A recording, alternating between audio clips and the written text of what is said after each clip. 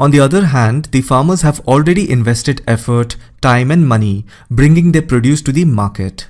So it also doesn't make sense for them to go back without money.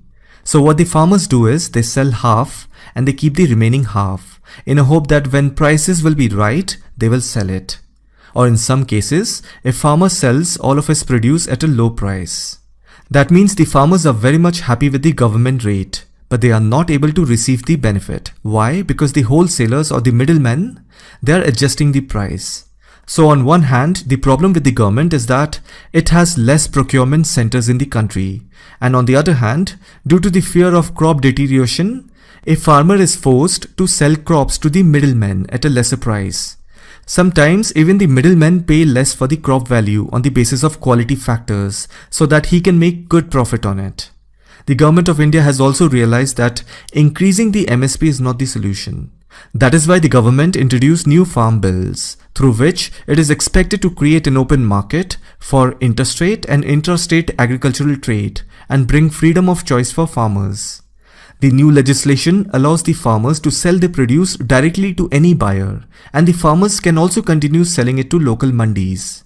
Because the fact of the matter is that if government keeps on increasing the MSP, there will be rise in the prices of food grains.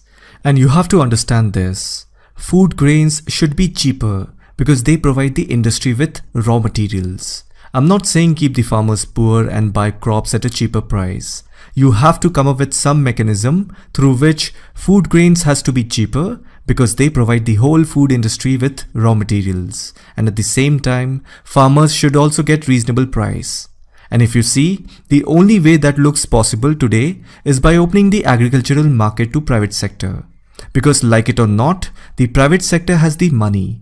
And I also understand that there are concerns when you let private sector enter, because we have to understand a simple fact that capitalism works in a certain way. It has its own way of getting things done. And the most essential feature of capitalism is to make profit.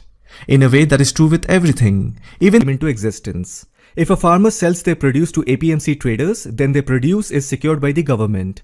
And these APMCs are controlled by state government. APMCs are nothing but middleman brokers. They govern the agricultural market at local level. You can think of APMC as a governing body for local farmers of a particular area. So naturally, there is corruption and politics involved in APMC. And if you look at states like Haryana and Punjab, here the APMC is quite developed. And that is the reason there was so much of drama in repealing the farm bills. Because the Modi government wanted to decentralize the agricultural market. Basically, they wanted to free the agricultural market at local level from the APMCs. So that every farmer, whether it is big or small, they have an option of both selling in mandi or directly to a private player. So basically, if you see, the farm bills were actually trying to create a one-size-fits-all approach. And this was not liked by the farmers of Punjab and Haryana. Because this second bill, promotion and facilitation bill, would have created a parallel marketplace and legally allowed the farmers to sell their produce outside the APMC mandis. And then, as you know, the state governments or the APMC body would have lost control over the farmers, and they would also not legally earn any kind of tax or cess. So anyhow, the point is that the second bill, if it was passed, that would have given a legal support to the farmers to sell their produce outside the APMC mandis. But then you also have to keep in mind that many states have already allowed private markets to purchase from farmers directly, even before the Modi government brought these bills. But the point is that if the farmer bills were passed by the central government, then it would have become a law for every state in the country, which apparently states like Haryana and Punjab were not in favor of, because their states would lose revenue on agricultural trade. That is why so much of drama was created. Anyhow, my main point of telling you all of this was that before 2020, farmers had the option of selling their produce outside the APMC mandis.